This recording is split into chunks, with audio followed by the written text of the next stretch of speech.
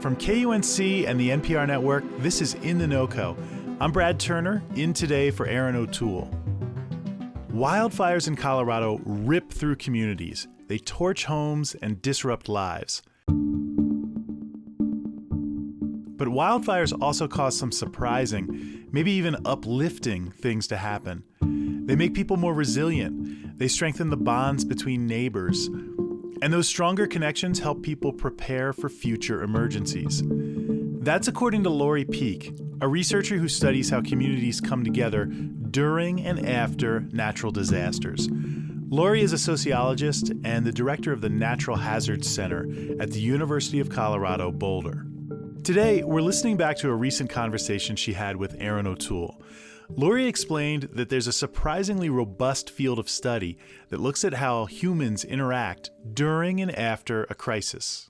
In the late 1940s and early 1950s, soon after World War II had ended, our United States government, and in particular the military, became very interested in how human beings would respond to crises. And so they funded these early field research teams to go out to study disasters, unexpected events, things like train derailments, tornadoes, earthquakes, and other crisis situations that disrupt entire communities because they wanted to understand, how do people respond? So they assumed that people might panic, loot, riot, descend into social chaos. Sure. What researchers found time and time again was that people actually were so eager to help in the aftermath of disaster. And many of these studies, as well as other studies that have been done in this area, have shown that common thread of people rising up, coming together, trying to help their neighbors. We saw that in the Marshall Fire with people going door to door, knocking, trying to alert their neighbors. And so there is this accumulated body of knowledge that really shows disasters do bring destruction and devastation and sometimes death, but they also bring people together. Colorado has certainly seen its share of major wildfires in the last few years. This summer, we've seen a number of them.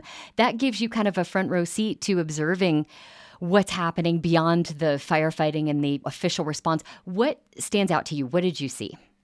Yes, so I live right near Left Hand Canyon here in Boulder County. And when the Stone Canyon fire broke out, some of the things that I saw most immediately were in my own community. When the fires ignited, our community email list lit up. People started first communicating about they were seeing smoke and they wanted to know where are the fires. But once people started to understand the scale and the magnitude of the fires, what we started to see right here in our own neighborhood is people stepping up, sharing their evacuation go lists, helping to figure out how they could contribute to the emergency response. And also, a member of my community set up a list where if people were willing to take in firefighters or evacuees from Lyons, for example, since we're only about 7-8 miles from Lyons, we had a list that was up and going within a day of the start of the fire.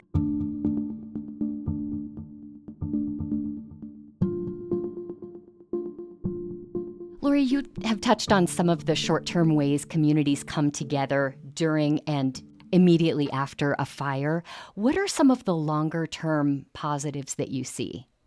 Oh, I'd love to refer to some research that I conducted after Hurricane Katrina and during and after the COVID-19 pandemic with my graduate students, where we actually were trying to track and understand children's altruistic behaviors in response to those disasters. And so we found, for example, that children did many things. They raised tens of thousands of dollars. Wow. They collected supplies. They help to clean out homes. I bet many of your listeners on this program have done things like not only during a disaster, maybe donated supplies, like we know in Lyons, community members donated towels and soap and things like that for the firefighters. We also see after the 2013 Colorado floods, people came in for years after those floods and were helping people to muck out their homes, to mitigate future flood disasters. And so we see those kind of long-term actions from community members as well. Research has actually shown when people have the opportunity to help in a disaster, especially when they're fellow survivors, that this can actually help with their own mental health and emotional recovery after the disaster.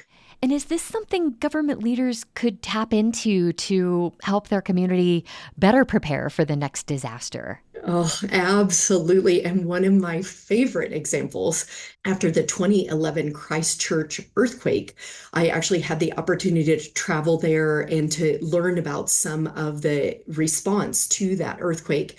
And there was this amazing group that sprung up called the Student Volunteer Army. And it was literally hundreds of mostly college-age students who came together. They did things like cleared away rubble and debris from the earthquake. They helped get food to elderly neighbors. They did all kinds of things.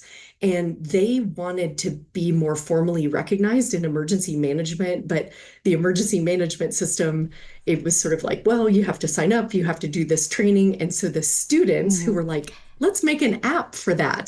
The students worked together with emergency management so they could be formally and more rapidly recognized as spontaneous volunteers and become a part of the response. And so I love that example because it really shows that sometimes for good reason, we aren't able to accept outside volunteers into our formal emergency management apparatus, Sure. but with a little bit of imagination, a little bit of coordination, and a lot of expertise on both sides, they figured out how to make that work and were able to tap into the energy and expertise of all those young people. And so some of the most effective emergency management agencies in our country, they've recognized that and they've figured out how to integrate those volunteers into the response in a responsible and effective way.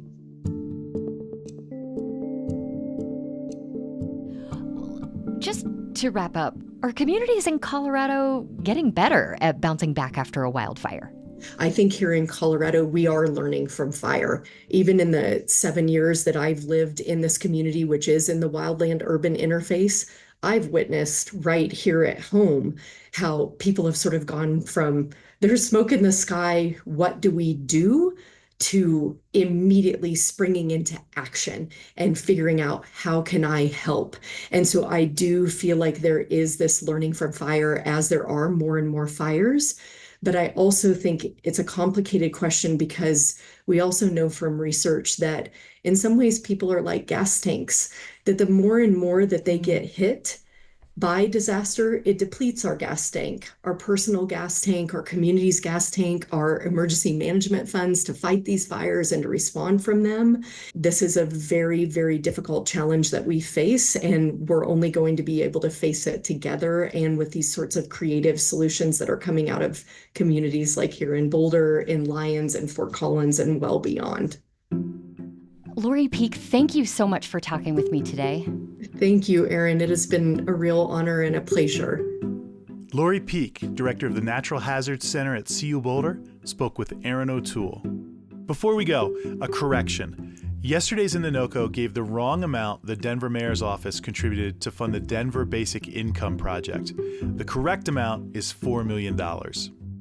That's it for us today on In The NoCo. I'm Brad Turner. Have a great weekend.